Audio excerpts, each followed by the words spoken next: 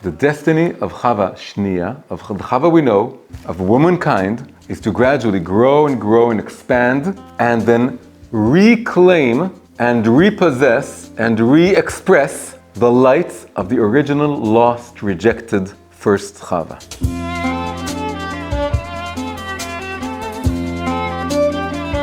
This video was made possible through the kind support of my sponsors over at Patreon. Patreon is a great way to help independent creators like myself produce original content. If you'd like to get more English language videos from me, please consider becoming a supporter via Patreon. You can find the link in the description below. Thank you very much. So our topic today is, we're going to go back to the Garden of Eden, but we're going to take a different point of view. We're not going to talk about Adam and Chava as we know them, but we're going to talk about a very cryptic, mysterious figure that we want to crack her code and really understand what she's all about and why she's so relevant to our generation. And that is the character of Chava Rishona, the Chava who preceded the Chava that we all know about from the literal reading of the story of Genesis.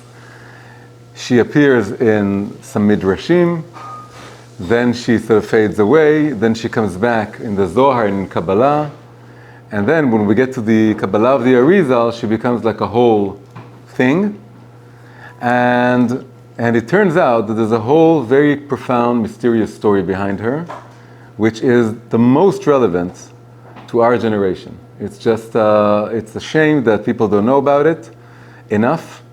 And in fact, what's happening is because the frum world, the Orthodox world, the conservative world isn't talking about this treasure trove that's hidden in the Torah, this really kind of bombshell that's hidden in the Torah, which is completely part of the Torah, then her figure and some images that are associated with her figure are being used by the other side, let's call it. They're being mined and used and harnessed by very, very non-frum, non-orthodox feminist movements who know this midrashim and these ideas, but unfortunately they don't understand them well enough. They take what they want to take, they ignore what they want to ignore, as they are prone to do. So all this, what it means is that it's like a wake-up call for the frum world to go back to this topic and learn it and make sure everybody knows about it. And at the end of the day, what we're going to get out of this is we're going to get like an inspiring story to rectify the whole movement of feminism with. That's what we get from learning about this figure of Chava Rishona. So after this introduction, now let's start step by step. So where does she appear first? So there is a midrash about a matrona. What is a matrona? Some important lady. Could be a Jewish lady, could be a non-Jewish lady. A matrona. It comes from the word mater, mother. Like a matroness, some important woman. So she is coming up to the Rabbi Yosei in the Talmud, and she's asking him, why did Hashem have to steal the rib from Adam? Why did he have to put him to sleep and take the rib? So he told her, it's not called stealing if you get something even better in return. He took a rib and he brought him a wife. He thought that answer would appease her. And she said, no, it's not enough. But he did it in a kind of hidden way. He was asleep, he didn't see it. The whole process of taking the rib and unfolding it or building it into a woman, he couldn't see it. It was all hidden. Why go with this kind of way? So then he tells her something very, very strange. He tells her, well, he tried it the way you're saying it. There was another woman. Before Eve, there was a Chava Rishona. And he doesn't say she was taken from the rib. He just says that they were somehow created together, and he saw her being formed. And it was like a messy process. He saw her like being grown or built in some way. And it was unappealing. And then he didn't want to marry her because he saw the way she was formed, like maybe from the inside out or whatever it was. What's her name? She doesn't have a name. Isn't it Iris or something? Or Lily? No, hang on. You have to be patient, and all your questions will be answered. But right now in the Midrash, it's Chava Rishona. And then we'll talk about the other woman and where she comes into the story later on. But right now, let's go on with the story. So he tells her that there was this first woman, and she was constructed in a way that Adam saw the whole thing, and then he rejected her, he didn't want to marry her. And then the Matrona tells him, you know, that's very interesting. I underwent something very similar. I grew up in my family with my uncle. And we were destined to be married. There was like the whole talk when we were growing up that I'm going to marry him. It was very common for the uncle to marry the niece. We don't do it so much today, but it was common. It's allowed. And even in a way, in a weird way, we call the husband in Shir Shirim, we call him Dod. Dod means Dodim. It's love, from the word Yadid, but a lover, a spouse. But it in a way suggests something like an uncle-niece. So anyway, I had this uncle, and we were supposed to get married. But because we grew up together, and he knew me ever since I was a little kid, he didn't want me. And he took someone else who was pachot na'a mimeni, who was less, so it could be beautiful, it could be not necessarily beautiful. Pachot na'a is of lesser worth in some way. Maybe she was even less intelligent, whatever it was. Someone who was clearly not my league. I was a higher league. And he preferred someone who was less than me. Why? Because it was too familiar. We were a bit like siblings. It was like brother and sister. If you can't marry a brother and sister, it doesn't work. So that's the first story. Interesting little story. And you wouldn't think it would become like a huge thing, but it did. It did become a huge thing. And then another time she's mentioned is there's a whole debate about what exactly Cain and Abel were fighting over. There's a whole question, because it doesn't say, the story doesn't say what they were fighting over that led to Cain killing Abel. And then one of the opinions is that they were fighting over the first Eve, who's going to get her. And then that opinion is rejected by saying, no, she was returned to dust. That's second midrash. The first Eve was returned to dust. So we know, this is a hint, that she didn't come out of the rib, she came out of the dust just like Adam. They were created together, like twins in a way, maybe Siamese twins, and maybe they were split. And they were too close, too much, they knew each other too well, they were too much on the same level, and she was returned to the dust. So that's the second story.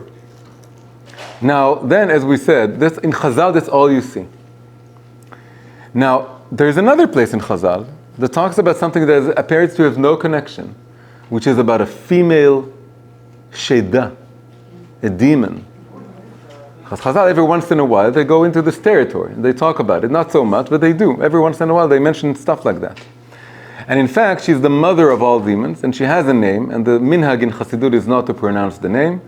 We just say the letters of the name. The letters of the name are Lamed Yud Taf. It's not because Chassidut isn't Kabbalah. Kabbalah takes these ideas very literally. And Chassidut, it's more metaphorical. It's psychological. It's emotional. But even then, it's something we don't want to summon. Why? Because she represents a bunch of negative things that I'll go into in a minute. So we use the words Lamed Yud Taf. But from Rabbi Ginsburg, I heard something very humorous, very funny. He said we can call her Lily. You just take away the last letter, it becomes a funny name. And it makes it easier and not such a big deal because we're not really afraid of demons. And the thing is that although she's a very negative thing and she represents something very, very negative, her root, as we'll see, is she's very much connected to the first Chava, who is a totally positive figure. So that's what we want to really crack open this whole thing. So Lily is the name of the Sheda, and in fact she's called the mother of all the Shedim. And she's mentioned in the Gemara that it's not good for men to sleep alone in a house alone because they could be vulnerable to this Shedan. Basically what she's all about, and there are whole traditions about this. There used to be amulets protecting from her. She would hurt babies. That was the belief, that she hurts babies, she kills babies. Every crib would have an amulet, for years and years, generations. They had like an amulet to ward off this Lily type. She would kill babies, and also maybe in the womb, if some pregnancy would get wrong, it was very common before modern medicine, many pregnancies, so she would be blamed. And also, she would separate the husband and the wife. She could cause the husband to objectify his own wife, or to think about other women, like this whole thing of being tempted by other women, thinking about other women.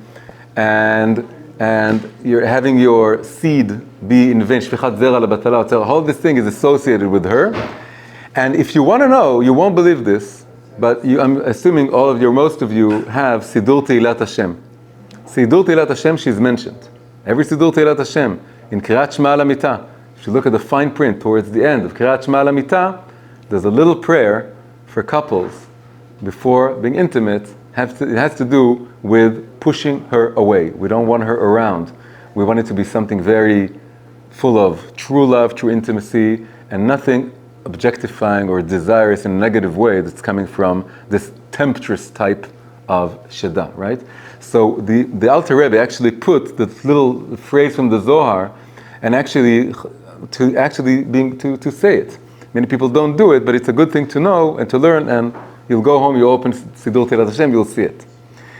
So in Chazal, in the Gemara and the Midrashim, there's no connection between Chava Rishona and this Lily type. But in the Zohar, and then later on Kabbalah, it's the same thing. What happens? The story is pieced together. So Chava Rishona was a very good woman. In fact, she was a higher level than the Chava we know. She was like an equal to Adam. She didn't have the curse of Elishech Chukatech vehu imshol bach, he shall govern you. Nothing of the sort. She didn't do the sin with the snake. All this, she wasn't there. She was very high. She was on the same level, completely equal. But the problem was, she was too spiritual or too intellectual. She wasn't connected to everything we associate traditionally with femininity, motherhood, and being a wife, and being Hamish, and all this. She was just into intellect and spirit and creativity and having this talks with Adam.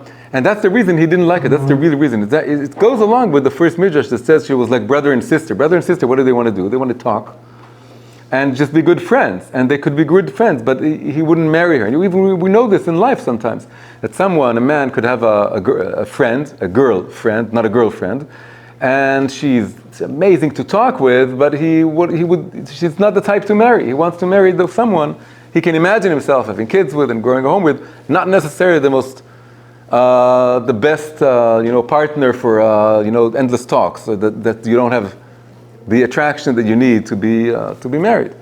So she was that, and so we need to figure all this out. But I'm just laying out the details. And after she was repelled, after she wasn't wanted, and she was returned to the dust, so her body was returned to the dust, but her soul didn't leave, and her soul became that demon. And then it becomes something like a whole story, that there was this feminine energy or feminine spirit or feminine soul whose time has not yet come. Adam was not ready for her. She was not ready also for him, for the world. She was pushed away. She became very bitter, very angry. And her name, you could think it's coming from the word night, Laila, like a demon that has to do with night. There's a far simpler explanation. It has to do with Yelala. Yelala is a cry of pain, a cry of anguish, a cry of frustration. She is crying because she was pushed away and she was told, you're not needed, you're not wanted right now. Maybe later on, but not right now. And then she became this vengeful type and a temptress type. And with this psychology is something we well know, because we know that many times women who, God forbid, were hurt or abused, and hurt emotionally in some deep way, and usually it goes with abuse, not necessarily. What happens to them is that in a kind of ironic, weird way, there's a psychological mechanism, she becomes very, very seductive and very like a temptress type, because she's trying to really use the sexuality that wasn't given room in a kind of bad way. Sometimes it happens. In a way, this is kind of the dynamic we see here. We see that she had a lot of goodwill and a lot of energy and and she was like created for this and everything. And then she was said, there's no room for you. And it was true. She wasn't ready to be a mother and the mother of mankind. And then she became this kind of evil or frustrated or angry, anguished soul. And this word yelala, this cry of anguish, is going along with the word tohu, chaos, and the word desert. There's a phrase in the book of, I don't remember if it's Bamidbar or Dvarim, it says, Batohu yalel yeshimon. In the desert, yeshimon, of tohu, there is a yelala. It's like the birds or the night owls, or the night birds. Also, her name is also, and that we can absolutely say, it's also the name of a bird, and that appears in the prophecies of Isaiah, the negative prophecies about Churban. He talks about the crows and the owls, and then he mentions also the Lilith. The Lilith here is just one of the birds. It's like a kind of owl. So it's representative of animals that dwell in ruins. Where there are ruins and no one is around, then all these jackals and howling animals are to be found outside the inhabited world. Out there's the home, there's the city, and then there's the desert where all these sort of spirits are roaming, all this. So, of course, we want to understand this, like, let's say, more from a literary perspective, or from a symbolic, what is all this standing for, right? The difference between Chassidut and Kabbalah is that Kabbalah and Mekubalim, the Yeshivot Mekubalim, they take this very seriously. There are demons, they need the amulets. And Chassidut, we don't have that so much. It was like all very much abstracted. It becomes very psychological, but psychologically we do want to understand it, especially if the Alter Rebbe has put it in the Siddur. It's like, we need to figure this out. Okay, so now what is the story here? So to really understand the story, we need to understand a whole topic that the Arizal put forth and then was later expounded upon and developed by the Alter Rebbe, and once again by the Rebbe himself. It's very much a topic in Chabad literature, but it starts with the Arizal, and the topic is called, in Aramaic, the name is Aliyat HaNukva, but literally, the simple translation would be the rise of the feminine. The rise of the feminine. So what is the Arizal talking about? The Arizal is saying the following, and everyone in the world should know this. And the Arizal is working, we're talking 16th century. This isn't an answer to feminism. This isn't, an apologetic trying to get this into Judaism in some way. This is before the word feminism came along and before anyone dreamt of it. And he said the following. It's in the major book, was written by Rav Chaim Vital, his student, Etz Chaim. There's a whole section dedicated to this. And he says that men and women are absolutely equal in their foundations. Has to do with the letters Yud and Hey of God's name. The first two letters. Yud is characteristics of the name, of the word Ish. Ish has a Yud in it. Isha has a Hey in it. So Yud and Hey are like the masculine and feminine. It's one holy name that can't be separated. And just like in the first story of creation, they're created together and they're created in the image of God, then at root, they're absolutely equal and they're using one crown. That's the description in the Arizal, that the Chokhmah and Binah, the Yud and the Hey, there's another spherical crown above them. They're sharing the crown, absolutely. But that's all this is, it's the spiritual root. The way it unfolds in reality is different. Why is it different? Because of the essential differences between masculinity and femininity. Just like when a child is born, right? You have the father, you have the mother. The father contributes his part to the coming of a new child into the world. It takes about an instant. The mother, it takes 9 months, and then potentially even 2 years of feeding. So it's a long, long process, even just the pregnancy, and all the more so if you add the additional, and you can say even more. And so the masculine contribution is instantaneous, but the feminine is far more gradual. It's more than that. Masculinity is about getting sort of theoretical, ideal, utopian truths into the world. You declare them, you write them, you say them. And the way men used to run the world throughout most of history is that they had like a utopic vision or an ideal. It was very different ideals. They would fight over it. And then they would say, okay, so this is where I want to go. And now they would push reality, push the world using force, towards that ideal. Femininity is totally different. Femininity is all about, I'm not going to like shout as in a monologue to give a speech and let's go over me. It's going to be dialogue. It's going to be collaboration. It's going to be let's grow together and develop together and work together, just like a pregnancy. It's a bottom-up process of growing and cultivating and appearing and manifesting the truths of the world.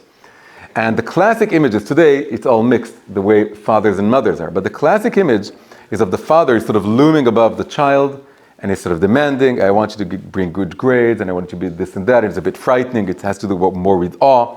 And the mother is sort of, I love you the way you are, and let's work together and let's grow together, right? Today, some fathers are like mothers, some mothers are like fathers. That's the way it is today. But the classic image, the stereotypical image, didn't come from nowhere. It came from the fact that there was, even just the fact that the child is coming out of the mother's body and feels himself associated with the mother's body, whereas the father is someone who is on the outside of this. He's sort of on the outside. The father is something like transcendent, and the mother is immanent. The mother is with the child. So just the experience of motherhood is of immanence. It's a funny thing that the word immanence begins with ima. So the mother is sort of immanence, and the father is transcendence. The father is sort of standing on the outside. You're being told this is your father. You didn't come out of their body. So womanhood, or femininity, has to do with something that's growing and gradually appearing into the world.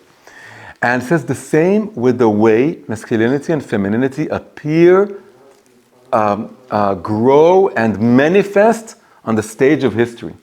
From the beginning of mankind, men ruled. They were the kings, and they were the writers, and they were they would set the trends, and they would write the law books, and they would study the Torah. Women were not allowed to study the Torah. It was all a very masculine world, not just Judaism, everywhere in the world. In fact, Judaism was far better for women than most societies, but this was a rule everywhere. But he says what's happening is that the more the world is growing and maturing, and humanity is maturing, and femininity is maturing, and it's growing and growing and growing. And when we reach the time of redemption, and it's coming closer, because we're talking usually we have like a date, which is the end of the 6th millennium. We're now at the last quarter of the 6th millennium. Then said the Arizal, there will be absolute equality in the masculine and the feminine, just like the ideal masculine and feminine have always been equal. That's the way they are in heaven. But it's going to manifest right here in this world. The feminine will grow, and they will be different, but they will be equal. And in fact, so much so that the woman will be able to get direct spiritual inspiration from above, not necessarily through the influence of the male. And then there will be absolute reciprocity and mutual fertilization, cross-fertilization. Because each one of them will be both a mashpia and a mekabel, because he will, as always, have things to give her she doesn't have, but she will now have her own, and he stresses this, her own knowledge, her own insights, her own lights that she can give to him, and then they will use one crown just like it is in the higher world. So we said that the root of masculinity and femininity is the Yud and the Hey, and they're always sharing one crown. So the Vav and the Hey, it's different. The Vav and the Hey, the way it was all the time, is that the Vav was above the Hey, and he was leading, and the Hey was being led or being taught. But then they're going to be equal, and then this is how he interprets the phrase we say every day, with Fe'alenu Leshabeach at the end, and even more than once, we say, Bayom ha'u yihiyeh Hashem echad u'shmo echad. Hashem is Yud Kei Vav Kei, but the word before that is yihiyeh. What is yihiyeh? It's Yud Kei, Yud Kei. Meaning, the masculinity and femininity of the second half of the name will be just like the masculinity and femininity of the first half of the name. That is absolute equality. All this is called the rise of the feminine. He explains this regarding a famous story that he radically reinterprets, the story of the diminishing of the moon. Right? The story of the diminishing of the moon. If you don't know, it goes like this. It says in the creation of the world, then if you read the verse, it's very strange. The fourth day of creation, it says that there were two great luminaries, and then it says the great luminary ruled the day, and the small luminary ruled the night. So Chazal say, hang on, they were called the two great luminaries, and so all of a sudden one is great, one is small. So you can say, well, it's all relative to the stars, they're large, relative to one another, one is brighter. But there's another opinion. The other opinion gives birth to a story. The story is that they were really equal, but then the moon said, can it be the two kings will share one crown? And God said, okay, then go and diminish yourself. And everyone has always understood this story to mean that the moon sort of coveted the crown to herself, and she was hoping that Hashem would diminish the sun. And she said, How can it be that we're using one crown? And we always assume that she was sort of suggesting that he would diminish the son and she would take, but it doesn't say so in the story. All he says is that she asked for this, and he told her to diminish, and then she had a hard time, but he insisted, and she was diminished, and this is the way it is today, until the day that Isaiah says, "Ve'haya ora levana ke'ora chama," that the light of the moon should be like the light of the sun, and even brighter than it was in the creation of the world. And so the Ari says, it wasn't a punishment, and she didn't covet the crown. She asked, she said, we are equal, but we're not sharing the crown. We're equal, but each one has his own crown, or nobody has a crown. And she was asking that we share the crown, and then Hashem told her, okay, if you want this, I was waiting for you to say it, it's a good thing, that's what I want too. If you want this, then your story is different than his. You need to experience the world to a degree that men, the masculinity, it's not what they're about. You have to actually experience pregnancy and childbirth and a whole thing that goes with it, the monthly period, everything that goes, and being the weaker sex and being the one that feels the rhythms of time and the world. That's the waning of the waxing of the world, the waning of the waxing of your own time, having a certain window of time that you can have birth, and then it closes. Men don't have this experience. They can always have children. And you need to experience the physicality and the vulnerability and the temporality of the world more, because that's what you are about. That's the story of the moon. That's the story of the feminine. So she's upset. Why is she upset? Because it's going to be a harsh journey. Women are going to be more vulnerable and get hurt more, and they're going to suffer every month, and they're going to suffer. In history, women suffered more than men in some ways under the hands of men. It's a harsh destiny.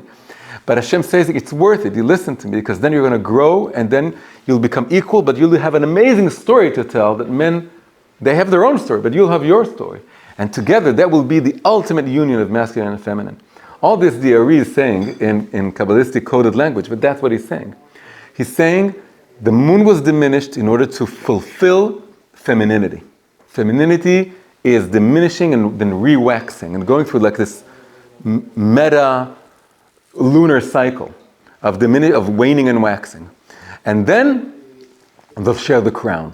And this is fulfilling the wish of the moon. It's not a punishment like we all thought, and many kids grew up with this story that she was like brash and she wanted the crown. And the Ari is a totally different reading. So all this is the image, the vision of the rise of the feminine in the writings of the Arizal. Now the Alter Rebbe took this, and he even took this one step further. He said, he just went deeper. He said, how can you achieve this reciprocity?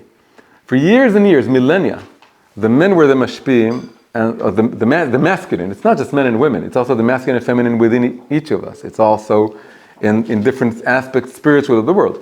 But it says, for millennia, the men were the mashpim, the masculine, and the feminine was the mekabel. And then all of a sudden you get to equality. There has to be a reversal of roles for some time. So then the Alter Rebbe says, and this is a whole mimer, but the Alter Rebbe, he says there's going to be a reversal, and the feminine will rise above the masculine. And this is hinted at by the verse, Eshet Chayil. Eshet Chayil is like she's the soldier. He's the commander, she's the soldier. But then, Eshet Chayil, Ateret Ba'ala. No, it's not just sharing the crown, she's his crown. She's the crown that's giving him chidushim and inspiring him and elevating him and teaching him stuff that he wouldn't learn. And he says, this is what Chassidut is all about. Chassidut is really a feminine Torah. It's the feminine aspect of the Torah. And now that Chassidut is becoming bigger than the Nigle, and that's what it's inspiring us and building us and teaching us, and it's a big, big revolution, it is going along with this is the rise of the feminine above the masculine. And he says something amazing. He says if you look at the 6th and 7th brachos of the seven brachot at the wedding, at the chuppah. So they end very similarly, but there's a subtle difference. The 6th one, which is shorter one, it says, "Samech tesamach chayim ha'ovim kesemechacha yetzircha began Eden mikeden, baruch ata Hashem esameach chatan vekala." It's about joy, and it says just like you gave joy to your first created couple in Eden back in the day, began Eden mikedem. Kedem is also east, but it's also in the past. give joy to this chatan v'kala. Mesameh chatan v'kala. Gives joy to the chatan and the kala. Then the seventh one is the long one that we sing. And it's not talking about the past, talking about the future. And it says, Od yishama, be'arei Yehuda u'v'chotzot Yerushalayim. It says, Kol sason v'kol simcha, kol chatan v'kol kala. They have two distinct voices. And then it ends with Mesameh chatan im hakala. It sounds almost synonymous, but it isn't. One was Mesameh chatan v'kala, the other is Mesameh chatan im hakala. So what's the difference? So it says the Alter Rebbe this amazing thing. He says, Mesameh chatan v'kala, that's the regular order. Chatan above the kala, the chatan gets the joy, the blessing, the light, the inspiration, and he transfers it over to the kala. Chatan ve'az, and then the kala. What is Mesameh chatan im hakala? Im hakala is using the kala. The kala is above the chatan. The kala is the conduit for God to give inspiration to the chatan. So the kala gets it first. She gets inspiration he doesn't get. Mesameh chatan im hakala, with using the kala, she's the conduit for the light to go into the chatan. So this is incredible.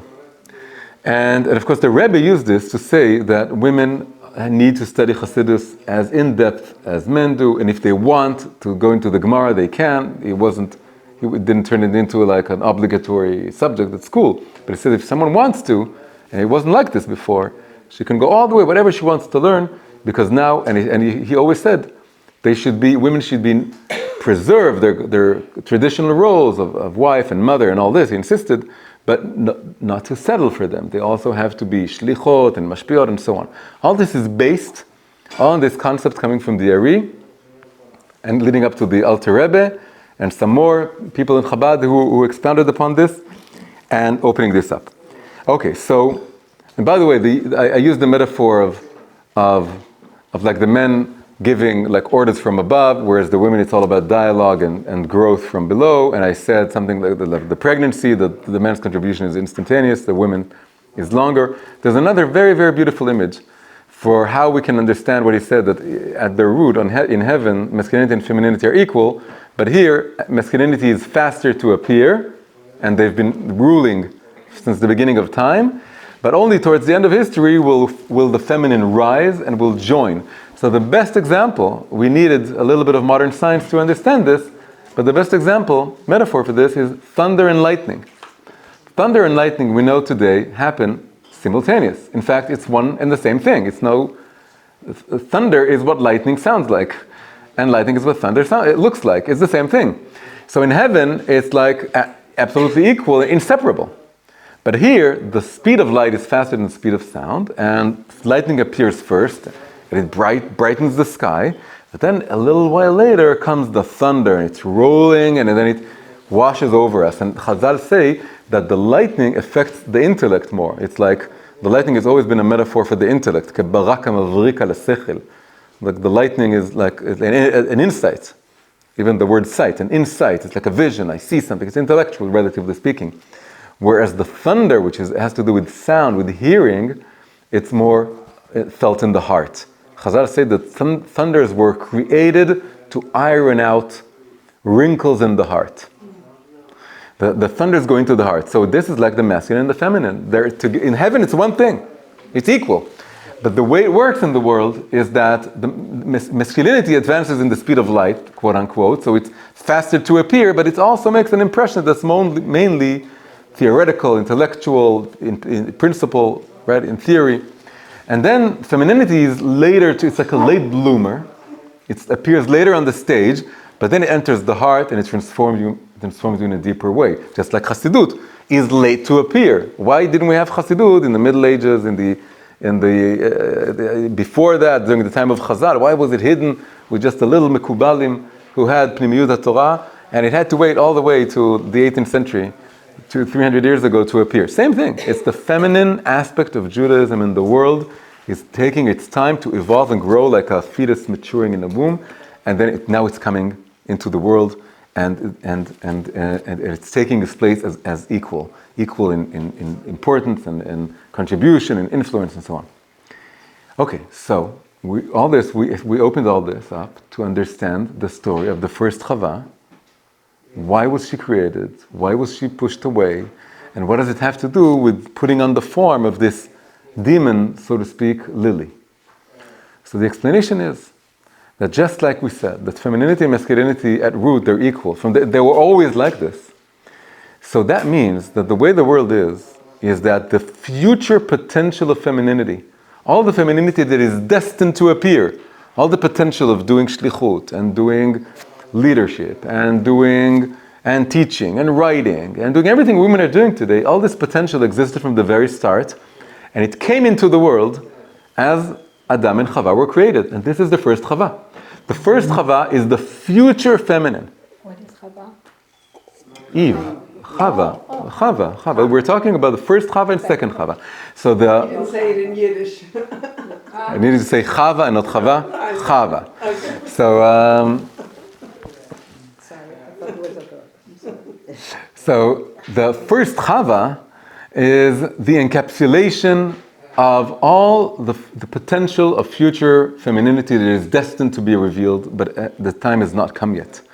And it came into the world, it burst into the world, and it had to be pushed away. And before we go on, I'll just say this is not just in this story. This is generally the way that in Judaism and in Kabbalah, we understand the concept of tohu. The whole idea of tohu, we spoke, if you were in the shul, and in the other class, we spoke about the concept of lights of tohu in vessels of tikkun, vessels of rectification. What is tohu? Tohu is, we were told that Hashem created worlds before this world, but He didn't like them, and He destroyed them. He created and destroyed many worlds. All these worlds are called just one world. It's called the world of tohu.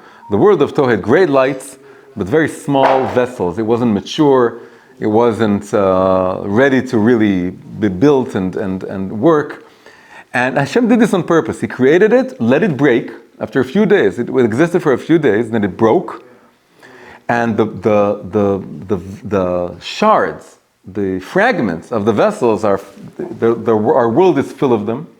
And there's sparks and whole lights, not just sparks, of those tohu lights within them. So the same question as to why did He create the first woman, it's a much broader question. Why did He create the world of tohu? Why did He create a whole world that wasn't stable and would break of its own? It's like having a little light bulb and putting a massive amount of voltage into that light bulb. It breaks. And then you create a world that's stable, that's the world of tikkun. It has bigger vessels and stronger vessels. And this is the world we live in, and it's holding out for almost 6,000 years. Why did He do it? And the answer is really beautiful, and it's something to really think about. The world of tohu was created so that this world would be ingrained, it would be burnt into the subconscious memory of this world, that there are incredible, wondrous, divine lights to aspire to. Like a memory. There was we have it, this everyone, all humanity has this innate feeling. There's more to life than this. We are destined to greatness. We remember in our deepest of subconscious that there was in this world where we are, there was wondrous, amazing, great lights, and they went away, and we want to recover them. And the reason you have in all mythologies in the world, you have these stories of once there were titans and giants, and in the Torah as well, that in the first two parashot, you have giants, you have angels coming to earth and marrying women. You have the flood, and you have all these stories that are like bigger than life, and just the giants, the whole idea with the giants. Where did they go? Everywhere in the world they talk about giants.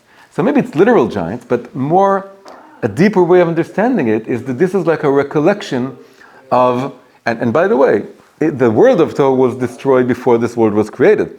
But the first 2,000 years of this world, which are covered in Genesis and Noach, in Bereshit and Noach, they're also called, relatively speaking, 2,000 years of tohu. So tohu is a relative term. The world of tohu itself was destroyed before this world. But then a little bit of this world is also tohu-like, the first 2,000 years. They had some more tohu in them. They were like in between.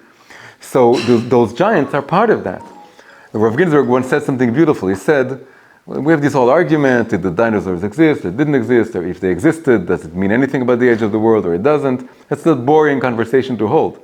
The more interesting conversation to hold is, what is the spiritual, psychological experience? You walk to a museum of natural history, you see this massive lizard.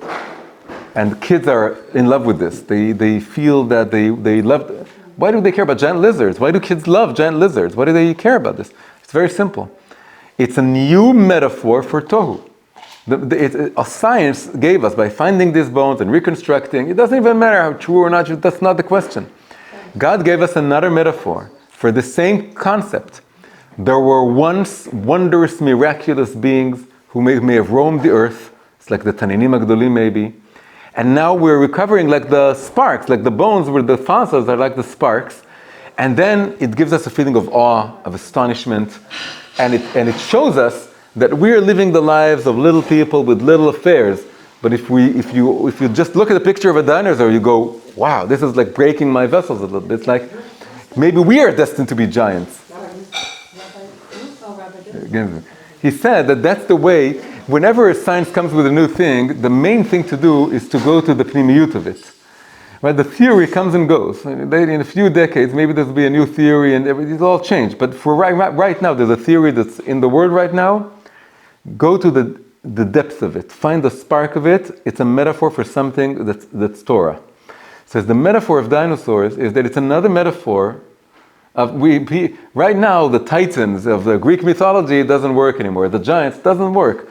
But people wouldn't believe there were giants, but they would believe that there were dinosaurs. So that's the metaphor that God is giving us now, to realize that there were once amazing lights, amazing powers, amazing energies, and you can be too. You can build skyscrapers because you want to compete with the dinosaurs. You want to, right? It's inspiring us to be more than what we can be. So the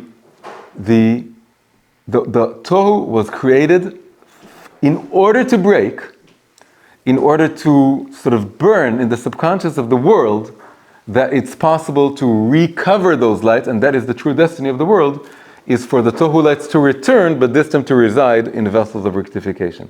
That we would be solid and stable and build communities, build families, build a stable world, but contain all these chaotic, amazing lights that used to be here. Same goes for Chava Rishona. Same goes. Chava Rishona was here because all the lights of the future feminine needed to be here at the very start. Why? So to engrave in womankind the memory that one day we're going to be equal to men and we're going to bring incredible lights into the world that haven't been expressed throughout most of history so far. And they knew this. So this is Chava Rishona, and the reason she was created, and the reason she was pushed away because she was a lot of light, but not vessels. Chava Shniya was like tikkun. What is tikkun? It's big vessels, strong vessels, but less lights. So she was femininity as we know it throughout most of history, that women were only in the home, only in the kitchen, only doing this thing, and not fulfilling their full potential. Only an important part of their it's like the whole Chava Shniya thing, but it's not as much as they're destined to become. And she was the one he married, and she was the one he liked. Why? Because she was Hamish, and she was, and maybe also he felt superior. He enjoyed maybe felt superior. He could be the mashpia. She could be the mekabel. That's the way he was throughout most of history. But the thing is that just as this entire world is supposed to grow and evolve and grow bigger vessels, and then Chassidus has to come and tell us that we need to bring all the tohu lights back, but this time in vessels of tikkun, so it goes for femininity. The destiny of Chava Shniya, of the Chava we know, of womankind, is to gradually grow and expand, and then reclaim and repossess and re-express the lights of the original lost, rejected first Chava. Because they were always meant to become part of everything that the world is all about. So now, what does this tell us about the Lilith type? Where does she come into the picture? We said that the first Chava was rejected, and then she was homeless. She was like wandering the desert, and she became like this demon type. What is this symbolizing? It's symbolizing a kind of frustration and pain that some women had, that they felt that they have more to contribute to the world, but the time wasn't ripe. For thousands of years, there were special women unique women, and they had this potential, they were very creative, they felt that I'm just like men. And we know, we have books that they wrote and things that they did, and it's probably more than we know of. And they didn't have any room, and they went a little bit crazy out of frustration. And they were deemed, so this becomes like a beautiful, beautiful image of, why is it so? That's the price of being that gender that has to experience the brokenness of the world, the weakness of the world, the moon-like aspect of the world, the part that's waning and waxing and is suffering the pains of the world. It goes along with this. This is why in the story of the diminishing of the moon says, I don't want to be diminished. It's going to hurt. It's going to be really painful. And God says, I know. And then he says something that's unheard of in the entire Talmud, except in this story. He says, the korban, the sacrifice of the Rosh Chodesh, it's not to atone for your sins. It's to atone for me for diminishing the moon. Every Rosh Chodesh, which is like the feminine period, like when the moon is weakest, when the moon is dying and reborn, right? New moon. Molada Levana, it's the birth of a new moon. It's like a death and rebirth every month that women are physically experiencing something of this. Hashem says, I need a sacrifice to atone for me causing this to women. I don't regret it. I don't go back on it. That's the way it's supposed to be. And it's going to take time, but femininity will emerge in its full potential, but it's going to hurt. And so Lily, in her story, it's like a reaction to this, to the length of time that this is taking. But the thing is that the more femininity grows in our day and age and comes to its full expression, the way the Rebbe said, that you need to be both Chava Shniya, the classical Chava, that's the mother and the wife and the Ikar Habayit, right? Akeret Habayit, the Ikar, the main pillar of the home. You don't let go of all of this. These are the vessels of Tikkun. But you don't suffice in this. It's not enough for you. You have to be a shlicha. And you have to, it's not enough that your husband is shliach. You have to be a shlicha too. You have to teach. You have to, everything you can do. You have to learn. You have to evolve. This is taking the lights of the first chava, the higher lost chava, and putting it into your vessels, and then the demon will it's like this woman who rebelled and became sort of this temptress type and seductive type. She's a lost soul. She wants a home. She wants to belong. She wants a place to belong. Why is she doing this? Is she bad? She's not bad. No child is bad. Even that demon is not bad. She's crying in anguish. She's umlala, and that's why she has these yelala. She's sad. But if she has a home and she's brought in and she's contained in the vessels of the first chava, then she won't be a demon anymore. She'll be rectified. And in fact, I haven't gone into this at all yet, but the beginning of the rectification of first chava, you won't believe who this is. This is Leah. Rachel and Leah are the second chava, respectively, the second chava and the first chava. And you see that Yaakov, who's an incarnation of Adam, he reacts to them at first the way Adam reacted towards the two chavot. He wants to marry just Rachel. He only loves the second chava. And he doesn't want to marry Leah, who's the older one, who's the mature one, who's chava rishona. He doesn't want to marry her. But it's time to begin the rectification. So he ends up marrying her. And in fact, he ends up being buried with her in Marat HaMachpelah. And she's the mother of most of his children, and of the kingly tribe and the priestly tribe. And a lot of things come out of her. And Rabbi Ginsburg said we can call the demon Lily. What's Lily? Lily is it's for Leah. It's a nickname. It's a Shem Chiba for Leah. Traditionally in Judaism, what women were called Lily, it was all Leah. Leah was called Lily. That's how it happened.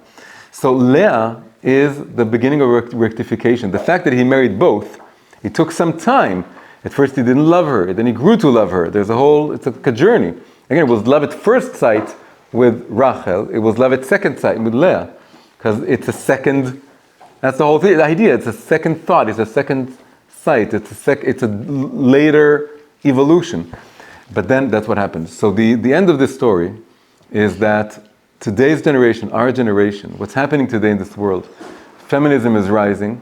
Why is it rising? It's rising because the time has come for the rise of the feminine. The Ari declared it before feminism even came into the world. He said that the time is coming. And everything there's a rule, klipa kadma lepri. The klipa version, the external version that's like the outer shell of something, appears first, and then the inner fruit grows from within it, and that's the good thing. That you need to peel away the shell, and you get to the mitukan, the rectified version of something. It's like that always. It's a rule. Just like tohu precedes tikkun, so does the klipa precedes the fruit. Klipa kadma lepri. So he's actually saying there will first be a negative form of equality, that they will be back to back. It'll be full of fighting. It'll be full of saying women are better than men are better than women. Women will try to humiliate men will react. If you notice now, there's like a return to this very kind of macho masculinity, that's a reaction to men being put down by women. All this is the total klipa of something very, very holy, which is the rise of the feminine. So it is the role of every and any woman who's connected to Torah to rectify this. In fact, do you know how they called the Jewish feminist movement in America, when it came along in the 60s? How did they call their magazine? The magazine of the Jewish feminist movement, they called it Lilith. Wow. That's the name of that's the name of the magazine. That's absolutely crazy. It was very self-conscious. That's what they wanted. They wanted to annoy the we're going with the demon because we want to topple down the patriarchy, and we're angry at the patriarchy for not giving us room, and they didn't realize the full complexity of the story. It's not only men that were putting women down. Why was it that only at the 18th century that the first inklings of feminism come along, and only at the end of the 19th century was the first feminist movement founded? Was it only men crushing women? No. Women were also not prepared. It's an evolution. Mankind, and womankind, humankind, it's all evolving until the time is ripe for the rise of the feminine. This is why it's happening only in this time in history. It wasn't only men crushing women, also women were not into it. They didn't care about it. It's a new thing. Now what the secular feminist movement did is they took the name of the Sheda, and they said, we're going with her. And the rectification is not to say feminism is all bad, and that's not what the Ari said, it's not what the Alter Rebbe said, it's not what the Rebbe said, is to do a rectified kosher feminism b'kedusha. Like a holy type of feminism. We don't need to call it feminism because like we said in Shul, Judaism is no ism. We don't need the ism. We just need the thing itself. The thing itself is to show that it's absolutely possible to combine classical, traditional femininity, halachic femininity, with a femininity that's equal, that's learning, that's creative, that's leading, that's doing stuff in the world. And the Rebbe encouraged it. So this is the ultimate message we're learning for. This is the drama, the story of Chava Rishona, and the way she needs to be redeemed. And in fact, it is said in Kabbalah that Rachel, who is the second Chava, the first Chava. No, the second Chava. Rachel is the second Chava, the vessels. And Leah, the first Chava, the light, they're going to combine into something called Rachel HaGdolah. Rachel HaGdolah is, Rachel was called Ktana. Shem HaGdolah Leah, Shem HaKtana Rachel. Rachel HaGdolah is Rachel that's all grown up, and she incorporates all the lights of Leah. This is Chava Shniya, maturing and containing, incorporating all the lights, the lost lights of Chava Rishona. It's called Rachel HaGdolah. We can call it Chava HaShlishit, maybe. We can call it whatever we want, but it's the ultimate fulfillment of femininity. So I think this story is something that I'm doing my best to. I'm not the only one. There was someone before me. His name was Sarah Judith Schneider. She wrote a book about it. There's like a student friend of mine. Her name is Tamar Tabak. She took this I wrote a book about it. It's called Mizot Olah, about the rise of the feminine as reflected in the women of the Torah. Because each of the women of the Torah, Sarah and Leah, of course, but not only, all the women of the Torah are, in their way, a combination of the two Chavot. And they're an exemplification. They were ahead of their time, and they give us glimpses of how the women of our generation can incorporate the two elements of the traditional femininity of Chava Shniya and the highlights of Chava Rishona. And so I think this should be, everywhere. So everywhere I go, I try to share this. And I really invite you to, open this topic up. And I hope this book of mine will come out in English, B'ezrat Hashem, sometime in the near future.